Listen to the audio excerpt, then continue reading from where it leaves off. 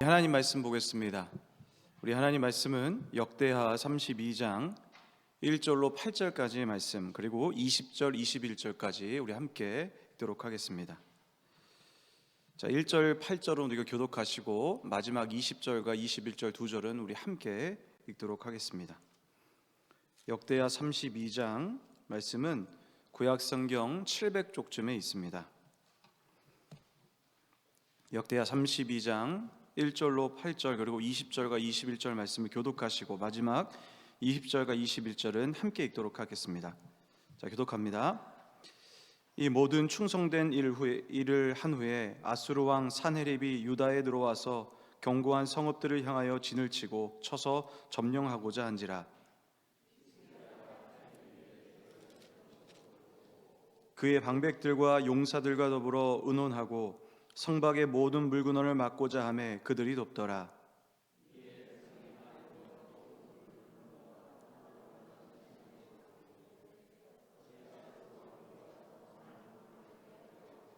히스기야가 힘을 내어 무너진 모든 성벽을 보수하되 망대까지 높이 쌓고 또 외성을 쌓고 다윗성의 밀로를 견고하게 하고 모기와 방패를 많이 만들고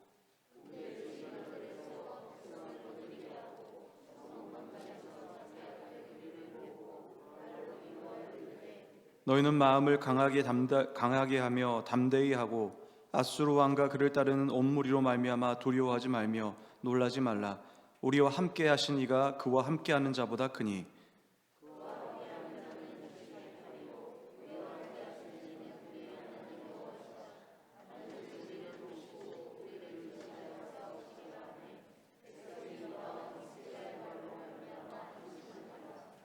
우리 20절과 21절 함께 읽습니다.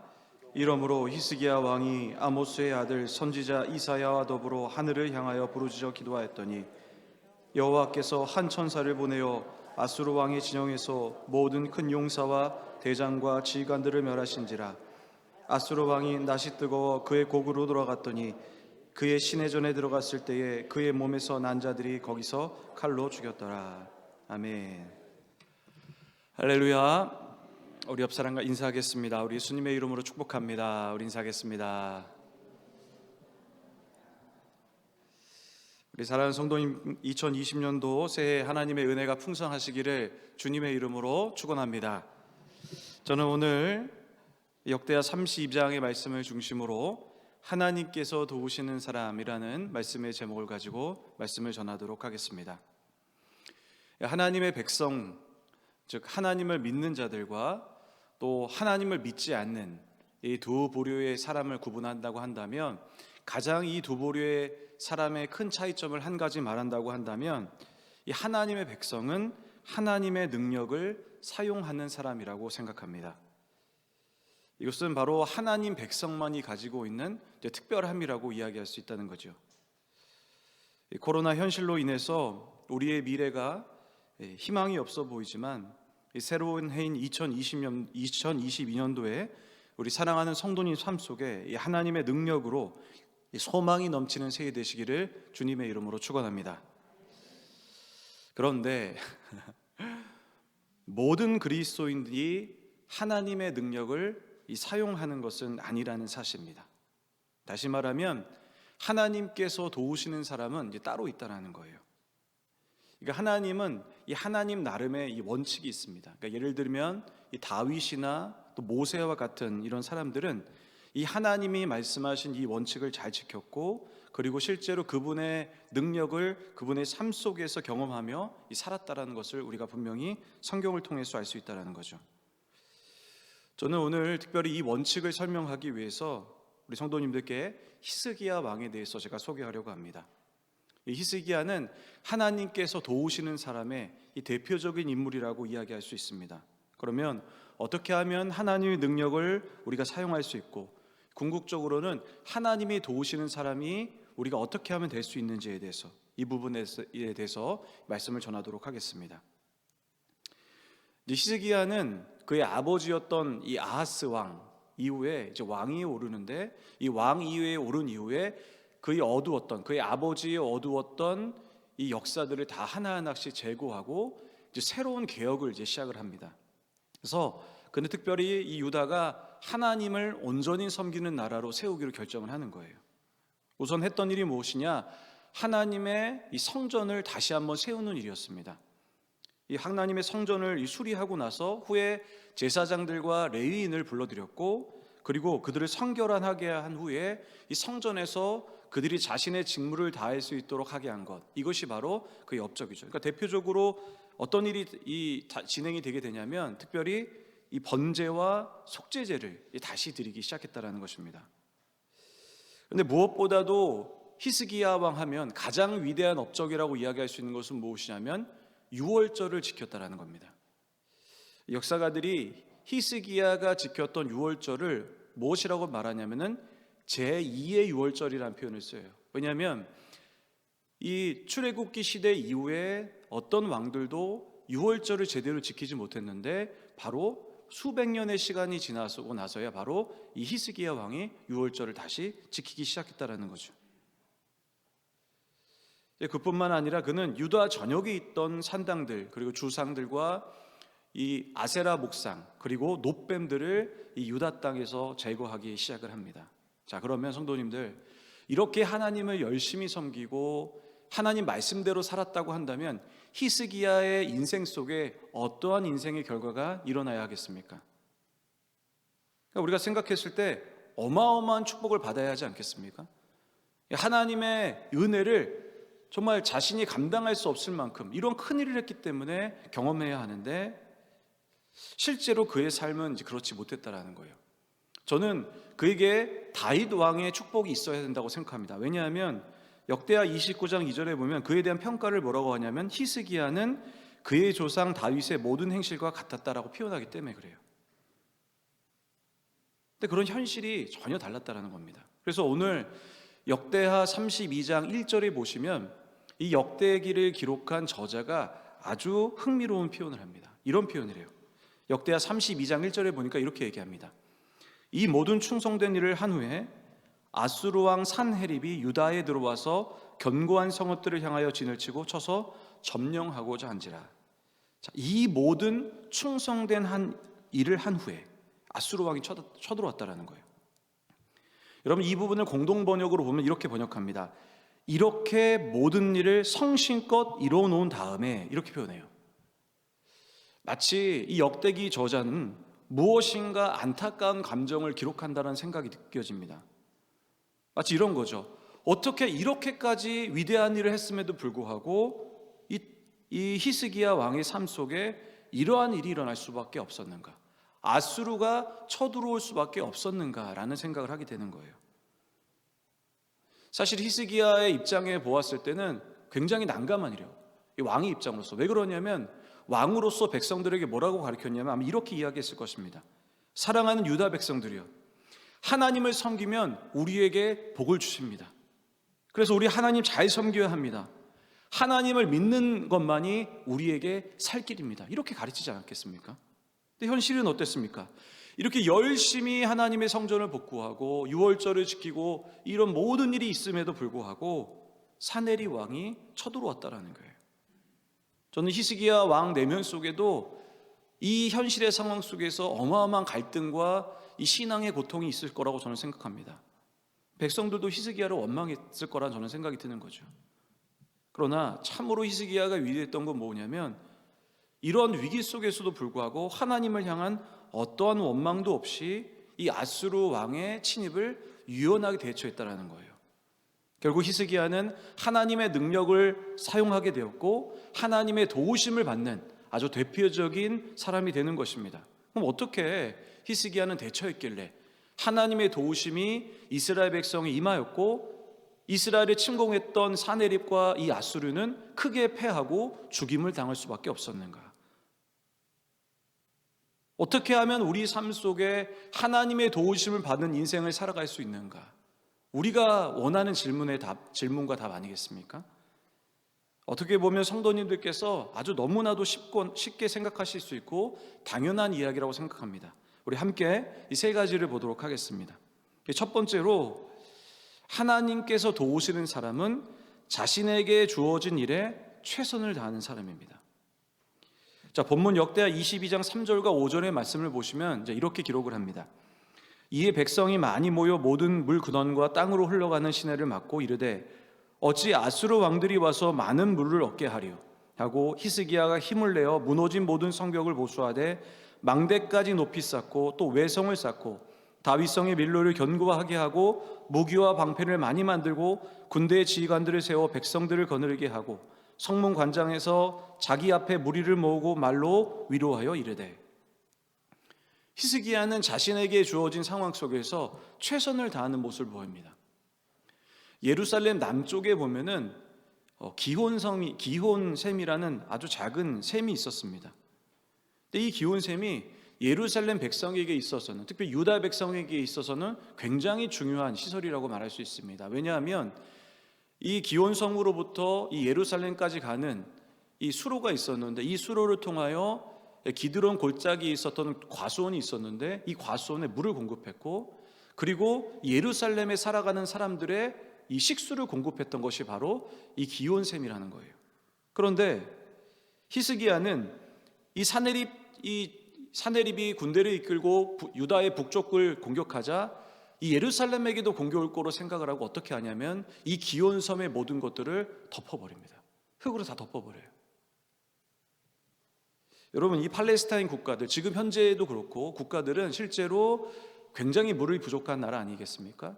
그러니까 전쟁에 있어서 물이라는 것은 굉장히 중요한데 히스기야는 이 상황을 유연하게 대처하기 위해서 물을 다 식수를 이제 그 공급을 막아버린 거죠. 근데 그것이 끝이 아니었습니다.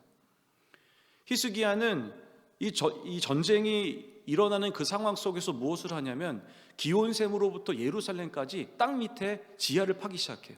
석공들에게 의해서 땅을 파괴해서 그곳을 통해서 기온섬에 들어오는 모든 물들을 예루살렘으로 들어오게 하는 거예요.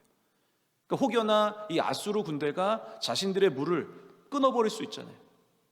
그러니까 그 모든 지하의 그 문물을 팠는데 무려 길이가 한 547m나 되는 그 길이에다가 수로를 판 이후에 예루살렘 백성들이 시간이 지나도 전쟁을 치를 수 있도록 이 식수를 준비했다라는 거죠. 그뿐만 아니라 성벽을 보수했고 군대를 훈련시켜서 전쟁을 준비했다라는 거예요. 이처럼 히스기야는 자신에게 주어진 이 상황 속에서 절대로 두려워하거나 포기하지 않고 최선을 다해서 자신의 인생을 준비했다라고 말할 수 있는 거죠. 어떤 성도님들은 이런 말씀을 하신 분 계세요. 하나님께서 내 인생의 모든 일을 다 알아서 해주실 것이기 때문에 그냥 나는 가만히 기도만 하면 된다. 그냥 내가 가만히 있으면 하나님이 다 이루어주실 거라 생각합니다. 물론 가만히 있어야 할 때가 있습니다. 그리고 적극적으로 움직여야 할 때가 있는 거예요. 그러나 사실 가만히 있어야 한다는 그 자체도 사실 무언가를 하려고 하는 것보다 이 가만히 있는 것이 더 어려울 때도 있지 않습니까? 여러분, 우리가 알고 있는 홍해의 기적의 사건을 잘 알고 계실 것입니다. 근데 이 홍해의 기적을 보면은 이 홍해의 기적이 우리가 알고 있을 땐 모세의 지팡이의 이 던짐을 통하여 이 향함을 통해서 그 물이 갈라졌다라고 생각하는 분들 계시지만 실제로 모세의 기적은 모세가 이 지팡이를 홍해를 향하여 손을 내밀었을 때 갈라진 것이 아닙니다. 두 가지 일이 병행되어 있어요. 뭐냐? 바로 먼저 모세가 이 홍해를 향하여 지팡이를 내밀고 함께 이스라엘 백성의 바른 걸음이 이 홍해에 닿는 이 조건이 상황 속에 바로 이 기적이 일어났다는 거예요. 출애굽기 14장 15절과 16절에 보면은 하나님께서 모세에게 이렇게 말씀하십니다. 너는 어찌하여 내게 부르짖느냐? 이스라엘에게 명령하여 앞으로 나아가게 하고 지팡이를 들고 손을 바다 위로 내밀어 그것이 갈라지게 하라. 이스라엘 자손이 바다 가운데서 마른 땅으로 행하리라. 저는 제가 좋은 목회자가 되기 위해서 목회자로서 열심히 성경을 연구하고 또한 사람을 섬기는 데 있어서 저는 최선을 다해야 한다고 생각합니다. 사랑하는 성도님들, 우리 성도님들의 가정과 또 직장과 여러분이 속해 있는 모든 공동체 가운데 여러분 주어진 상황 속에서 절망이나 두려움으로 살아가지 않고 여러분에게 주어진 일을 최선을 다하시는 성도님 되시기를 주님의 이름으로 축원합니다. 자, 두 번째로 하나님의 도우심을 받는 두 번째 방법은 바로 하나님의 약속을 굳게 믿는 것입니다. 자, 그런데 무엇을 믿느냐? 이것이 중요하죠. 자, 역대하 32장 이 7절과 8절 함께 읽어보는데 히스기야가 이스라엘 백성을 향하여 무슨 말을 하는지를 함께 읽어보시기 바랍니다. 우리 함께 7절과 8절 함께 읽겠습니다. 함께 읽습니다. 너희는 마음을 강하게 하며 담대히 하고 아수르 왕과 그를 따른 온 무리로 말미암아 두려워하지 말며 놀라지 말라. 우리와 함께하신 이가 그와 함께하는 자보다 크니 그와 함께하는 자는 육신의 팔이요 우리와 함께하신 이는 우리의 하나님 여호와시라.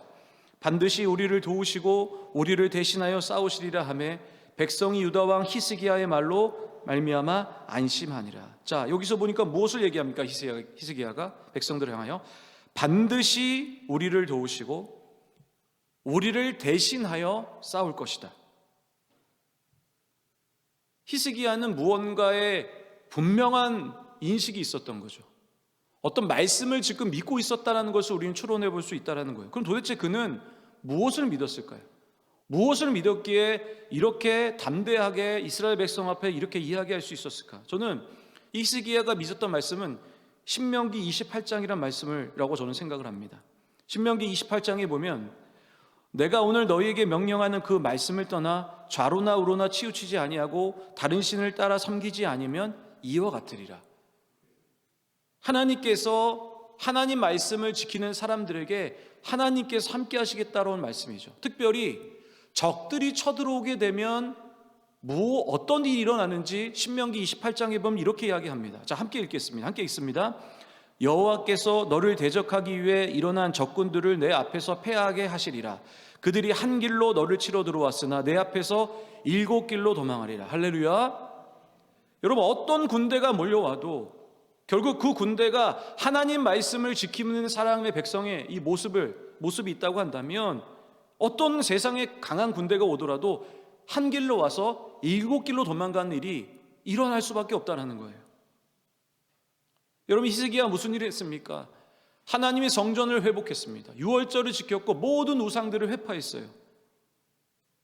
이처럼 히스기야는 분명히 믿었던 거예요. 하나님 말씀을 지켜 살아가는 삶은 결코 후회가 없을 것이다. 하나님 말씀을 지켜 살게 되면 어떤 적군들이 와도 한 길로 와서 7길로 갈 거라는 분명한 확신이 있었던 거예요. 그래서 히스기야는 담대하게 이스라엘 백성 앞에서 이야기할 수 있었던 거예요. 하나님이 너희를 지킬 것이다. 하나님은 신실하신 분이십니다. 하나님은 절대 거짓말하지 않으시는 분인 줄 믿습니다. 아브라함을 찾아가서 하나님이 하신 약속의 말씀을 기억하십니까? 창세기 12장 1절에 보니까 여호와께서 아브라함에게 이르시되 너는 너의 고향과 친척과 아비집의 집을 떠나 내게 보여줄 땅으로 가라. 이렇게 말씀하세요. 그럼 무슨 일이 있게 하냐면은 너의 자손이 이 하늘에 있는 별들과 같이 아주 많을 거라고 얘기하는 거예요. 생각해 보시기 바랍니다. 이건 분명히 하나님 약속인 건 분명합니다. 그러나 이건 참으로 황당하게 짝이 없는 약속이에요. 여러분, 아주 객관적으로 아브라함의 현실을 보면은 아브라함은 이 팔레스타인 지역에 아주 소수의 부족의 족장 정도밖에 안 돼요. 심지어 아브라함은 자신의 정부인을 통해서 낳은 아들이 단 한 명도 없었습니다. 그런데 이런 상황 속에서 아브라함을 통해서 하나님께서 네가 내가 말하는 그곳으로 가게 되면 너의 자손이 하늘에 있는 별과 같이 많게 하겠다라는 그 약속의 말씀을 사실 우리가 이 현실의 상황 속에 바라본다면 참으로 말이 되지 않는 상황이죠. 그러나 우리가 성경을 읽어보면 우리가 또 하나님의 역사를, 이 땅의 역사를 보게 되면 하나님께서 하신 말씀은, 특별히 아브라함에게 하신 말씀이 진실된 말씀이라는 것을 우리는 분명히 알게 되는 거죠. 히스기야는 이것을 분명히 믿었던 겁니다. 사랑하는 성도님들, 우리에게 주어진 하나님 말씀을 단 한 구절도 의심해서는 안 될 것입니다. 그러니까 믿어야만 하는 거예요. 특별히 오늘 본문을 통해서 히스기야가 믿은 것은 무엇입니까? 하나님 말씀을 지키는 사람들에게는 하나님 반드시 복을 주시겠다라는 거예요. 여러분, 우리가 이것을 믿으시기를 주님의 이름으로 축원합니다. 그런데 이 실제적인 문제가 있어요. 그게 뭐냐? 저뿐만 아니라 우리 모두에게 해당되는 말이죠. 그게 뭐냐면 우리는 모두 하나님 말씀을 믿는 거예요. 그 일들이 성취될 것을 실제 우리는 믿는 거예요. 그러나 막상 우리 현실 속에서 어려움이 찾아오게 되면은 우리는 어떻게 되냐? 우리 믿음이 흔들리고 우리가 지금까지 믿어왔던 그 하나님 말씀이 조금 내 삶 속에서 멀어지는 것을 우리가 느끼게 되는 거예요. 그래서 C.S. 루이스가 우리에게 이제 이런 이야기를 합니다. 어려운 상황 속에서 하나님의 약속을 받아들이는 것은 무엇인가? 이런 질문을 해요. 어려운 상황 속에서 하나님의 약속을 받아들이는 것은 무엇인가? 그리고 이렇게 이야기합니다. 이성이 받아들인 하나님의 약속, 하나님의 말씀을 나의 기분이 바뀔지라도 그대로 고수하는 기술이다. 다시 한번 이야기 드리겠습니다. 이성이 받아들인 하나님의 약속, 하나님의 말씀을 나의 기분이 바뀔지라도 그대로 고수하는 기술이다. 우리 사랑하는 성도님들, 우리 삶 속에 어떤 상황이 올지라도 이 C.S. 루이스가 말하는 어떤 상황 속에서 하나님 말씀을 우리의 삶에 고수하는 그 기술이 우리 성도님 가운데 임하시기를 주님의 이름으로 축원합니다. 마지막 세 번째로 히스기야는 하나님께 부르짖는 기도를 통하여 이 하나님의 이 도우심을 받게 된 것입니다. 역대하 32장 20절의 말씀을 보시면 이렇게 기록을 합니다. 이러므로 히스기야 왕이 아모스의 아들 선지자 이사야와 더불어 하늘을 향하여 부르짖어 기도하였더니, 히스기야가 이 사네립 장군의 이 위기 상황 속에서 그가 첫 번째 선택했던 건 무엇이냐면 하나님 앞에 엎드린 일이었습니다. 그러니까 하나님 앞에 간절히 기도한 거예요. 근데 이런 하나님을 향한 이 히스기야 기도 앞에 하나님은 어떻게 반응하실까? 실제로 우리가 오늘 이 자리에서 하나님 앞에 나와서 기도하는 시간 아니겠습니까? 그러니까 우리가 이 기도할 때 하나님은 어떻게 하실까? 여러분, 우리가 이것을 분명히 기억해야 됩니다. 자, 히스기야의 기도 앞에 하나님 어떻게 하셨는지 열왕기하 19장 20절에 보면 이렇게 기록을 합니다. 아모스의 아들 이사야가 히스기야에게 보내 이르되, 이스라엘 하나님 여호와의 말씀이 내가 아수르 왕 사네립 때문에 내가 기도하는 것을 내가 들었노라 하셨나이다. 내가 들었노라 하셨나이다. 사랑하는 성도님들, 오늘 함께 나와 기도하는 모든 기도의 제목을 하나님께서 반드시 들으신 줄을 믿으시기를 바랍니다. 사네립 왕이 쳐들어오자마자 히스기야 하나님 앞에 간절히 기도하는 거예요. 사랑하는 성도님들, 우리의 문제를 가지고 더 이상은 두려워하지 말고 하나님 앞에 기도하시길 바랍니다. 그러면 하나님께서 반드시 우리 삶 속에 역사하시는 거죠. 이를 통해 하나님은 하나님의 능력을 우리가 체험할 수 있도록 돕는 것입니다. 시편 91편 15절에 보니까 이렇게 이야기를 합니다. 그가 내게 간구하리니 내가 그에게 응답하리라. 그들이 환난을 당할 때에 내가 그와 함께하여 그를 건지고 영화롭게 하리라. 할렐루야. 오늘 기도의 자리에 나오신 성도님들, 오늘 이 시편 91편 말씀을 가지고 함께 간절하게 기도하시기 바랍니다. 하나님께서는 우리 기도에 응답하실 줄 믿습니다. 우리의 기도가 하나님 앞에 올려드릴 때 하나도 떨어지지 않음을 우리는 분명하게 믿습니다. 이 말씀 가지고 오늘 기도의 자리에 나오시기를 다시 한번 주님의 이름으로 축원합니다. 자, 말씀을 정리합니다. 오늘 히스기야를 통해서 하나님께서 도우시는 사람의 세 가지의 특징을 분명하게 기억하시기 바랍니다. 우선 여러분의 상황 속에서 절대로 절망하거나 두려워하지 않고 최선을 다하시기를 바랍니다. 또한 하나님께서 주신 약속을 믿어야 하는데 어떤 약속을 믿느냐? 하나님의 말씀을 지킬 때 하나님이 내 삶 속에 역사하신다. 또한 마지막으로 하나님 앞에 기도하는 자에게 하나님은 반드시 응답하신다는 이 말씀을 믿으시고, 이제 새해가 밝았는데 2022년도에 우리 성도님 삶 속에 하나님의 도우심의 역사가 가득히 임하시기를 주님의 이름으로 축원합니다.